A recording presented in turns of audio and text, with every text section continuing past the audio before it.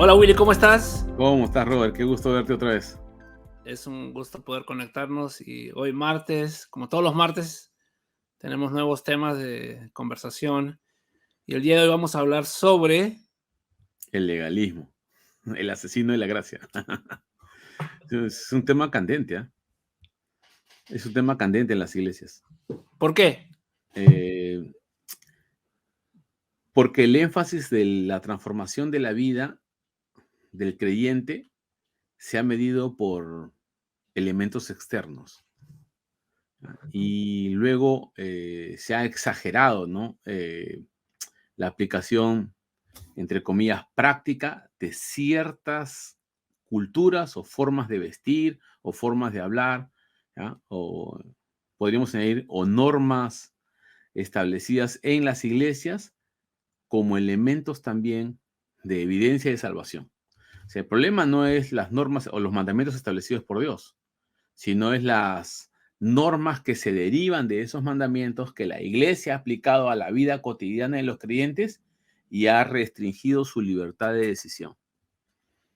¿Ya? En algunos casos hasta les está robando la voluntad de decidir por ellos mismos, hasta dentro de su familia, ¿no? Que ha sido el exceso que se ha dado en algunos círculos evangélicos, ¿no? Por eso se ha atacado mucho el concepto de legalismo.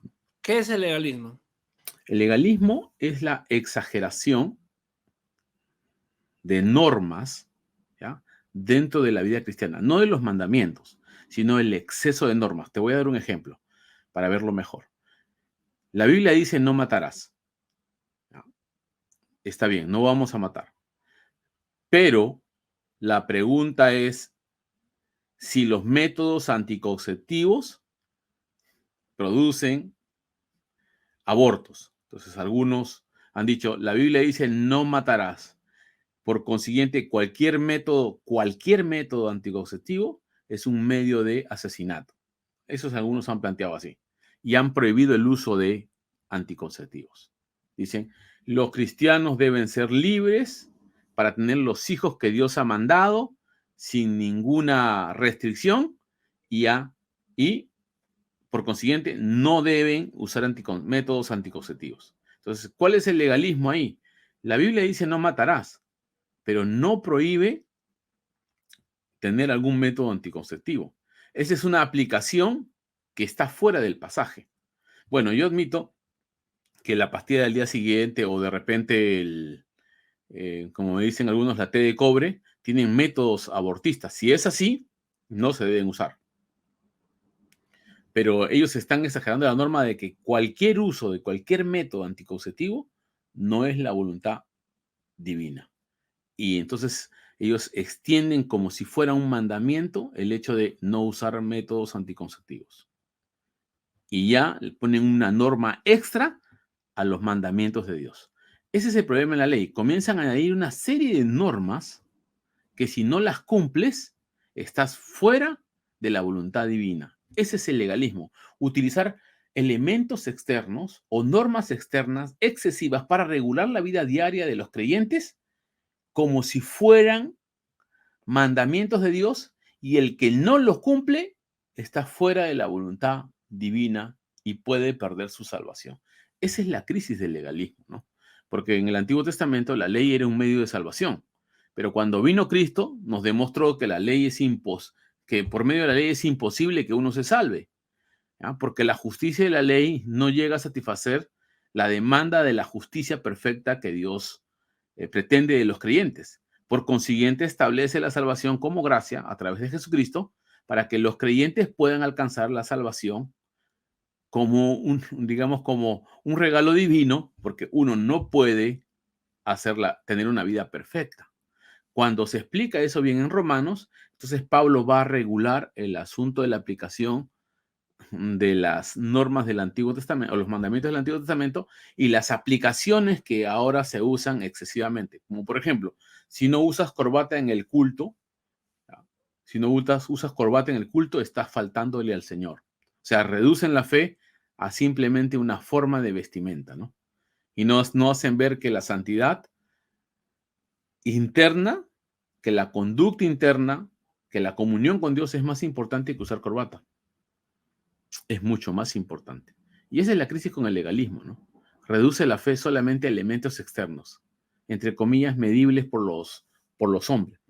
Pero Pablo establece de que la salvación es una obra del Espíritu en el corazón del hombre y se ve por un cambio de conducta en cuanto a las relaciones con el pecado, ¿no? Abandonas el pecado, ¿no? Y no es una imagen externa, ¿no? ¿Cuáles son las aplicaciones del legalismo hoy? Eh, por ejemplo, ¿no? El hecho de decir que la mujer no se pinte, ¿no? O que la mujer use solo faldas. Yo he visto a algunas personas ir al campo y como consideraban que era un pecado usar pantalón o cualquier elemento, iban con falda al parque. O sea, imagínate, jugar con tus niños con falda, ¿no? Es algo inapropiado, ¿no? ¿Ya? O llevar a la escuela dominical a todos los niños con corbata, ¿no? ¿Ya? Porque así lo demanda el Señor. Bueno, en alguna etapa, bueno, es una cuestión de respeto y de imagen, es cierto, ¿no? No niego de que tiene sus normas éticas, ¿no? Que uno debe saber vestirse a donde va. No niego ese aspecto.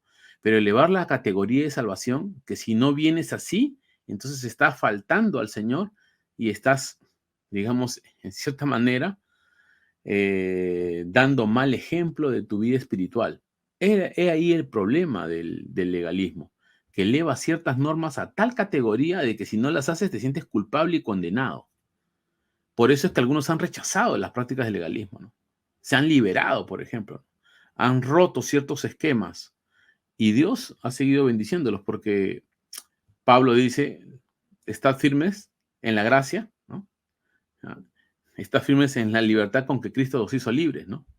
Y no os volváis al yugo de la esclavitud, diciendo sujetando la fe simplemente a normas, no toques, no mires, no bebas, ¿no? O sea, ciertas prácticas que entre comillas te hacen más santo, ¿no? Este era un debate que ya lo tenía la iglesia primera, ¿no? Claro, Acaba sino de que explicar Pablo. el debate era si los gentiles deberían convertirse al judaísmo para ser salvos. Ese era el debate. O sea, que yo como gentil tenía que guardar todo el estilo de vida establecido por Dios para los judíos. Y Pablo y los apóstoles van a acordar en Hechos capítulo 15 que no, que solamente teníamos que guardarnos de qué, de fornicación, de idolatría y de comer cosas sacrificadas a los ídolos. Fueron las tres normas que ellos dieron, ¿no? ¿Ya? Y no impusieron la circuncisión como evidencia externa de salvación. No le pusieron ninguna práctica, ningún día de fiesta, ninguna, digamos, actividad propia establecida por Dios para los judíos, que no está mal la cultura judía, ¿no? Pablo no se está quejando de la cultura judía. Él dice que tú puedes practicar la cultura judía, aún él mismo hace la diferencia entre Tito, que era griego, no lo circuncidó, diferencia que de Timoteo, que su padre que su madre era perdón, que su madre era judía, aunque su padre era griego, él lo circuncidó. O sea, Pablo era flexible, él no estaba en contra de los estilos culturales de los pueblos, ¿no? Más bien, él colocaba los principios de la Biblia en base a qué? A los principios del reino y establecía la cultura en base a esos principios del reino, ¿no? Porque los judíos no tenían problemas, por ejemplo, con el pelo largo, ¿no? Jesús era nazareo y no lo veían homosexual. Pero Pablo en Corintios, que tiene otra cultura y la imagen, digamos, del pelo largo daba relación a una práctica sexual. Entonces Pablo le dice, no es conveniente que el hombre tenga el pelo largo. Y le dice, y les habla sobre las prácticas sexuales, ¿no?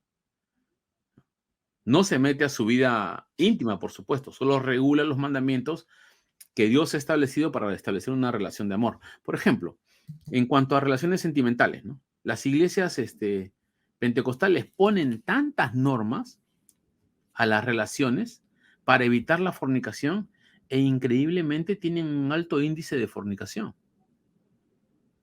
Porque así no se pinten, así se dejen el pelo largo, el poder, digamos, de las normas, el legalismo no tiene poder para corregir la naturaleza humana. Solo puede, digamos así, la ley del Antiguo Testamento era usado por Pablo para decirnos que la ley solo nos descubre los pecados que hay en nosotros, pero no tiene el poder para cambiar la naturaleza humana. En cambio, la gracia tiene el poder para transformar el corazón para que podamos vivir una vida piadosa en esta tierra. Entonces, la gente quiere establecer normas externas como si fuera la obra del Espíritu Santo en el corazón del creyente. Y ahí empieza la crisis. Ahí empieza la crisis. Por eso es que Pablo trata de evitar esa crisis, ¿no? Que uno diga, no, entonces se vive sin normas. No, por supuesto, los 10 mandamientos son la luz de la vida del creyente, pero una vida piadosa para, para el creyente, para que el creyente pueda cumplir los 10 mandamientos, es vivir bajo la ayuda del Espíritu Santo, ¿no? Y bueno, volviendo al ejemplo anterior, algunos para decir que no forniquen, les ponen una serie de normas. No la acompañes al paradero, no vayas a su casa. O sea, un montón de normas que a veces evita la relación sentimental. O sea, le quita la capacidad del creyente de decidir, la capacidad del creyente de tomar autoridad en él. O sea, los consejos son tan extremos que le añadimos a la Biblia una serie de normas que regulan nuestra vida cotidiana. Algunos llegaron al colmo de, como los judíos, de regular hasta la vida sexual, ¿no? De los judíos. Le decían, no podías tener actividad sexual el día previo a digamos, el día del Sabbat, porque es una obra. O sea, ¿te acuerdas del judío que fue a tu casa cuando estábamos en Lima, que lo conociste en el avión? Claro. Que nos dijo que algunos judíos no se rascan la nariz porque si se le cae un pelito era una obra. Correcto. Ya, ese es el extremo del legalismo. O sea, cuando le añades un montón de normas que te esclavizan, que, por ejemplo, dice, les daban solamente, podían caminar 600 pasos los judíos el día del día de reposo, porque más de eso era, o sea, comenzaban a regularte la vida, ¿no? O sea, en todo sentido. Y el problema es ese, que comenzamos a crear normas, tantas normas, que ya se convierte en un abuso. ¿Y comenzamos a qué? A restringir la función del amor. El amor comienza a ser encasillado en ciertas prácticas y ya no es espontáneo. El amor es completamente espontáneo. Y Jesús, sí. Para ir cerrando, se nos va el tiempo.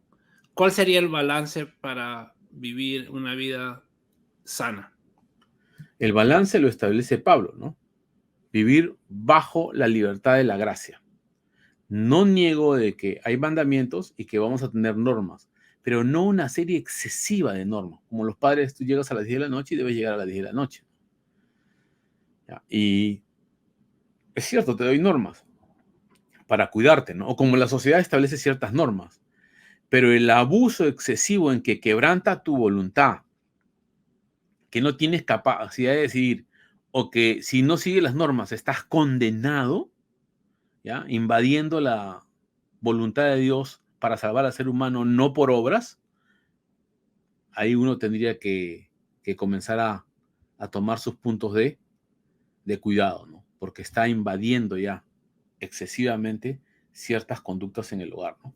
Ciertas prácticas familiares o ciertas prácticas sociales. Ese es el abuso del legalismo, ¿no?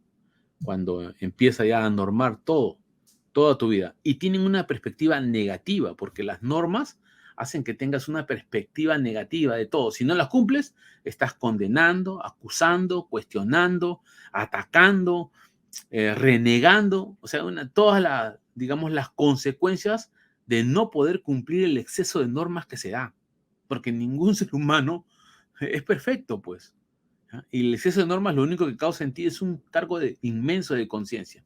Por eso es que Pablo dice, la gracia nos ayuda a vivir una vida piadosa y empiezas a tomar una actitud de amor hacia el creyente. Cuando tomas una actitud de amor al creyente se vuelve espontáneo. Es cierto que hay que recordarte algunas verdades, por supuesto, pero comienza a ser espontáneo, ¿no? Tú voluntariamente comienzas a tratar bien a tu esposa, no, nadie tiene que decirte, ¿sabes qué? A las 6 de la mañana tienes que levantarte a hacer el desayuno, a hacer tales cosas, porque ya se convierten en expresiones de amor y de apoyo, ¿no? Mi esposa sale, yo la llevo, hago tal cosa, atiendo a mis hijos, o sea, empiezan a ser expresiones de amor más que normas que te fuerzan a actuar, ¿no?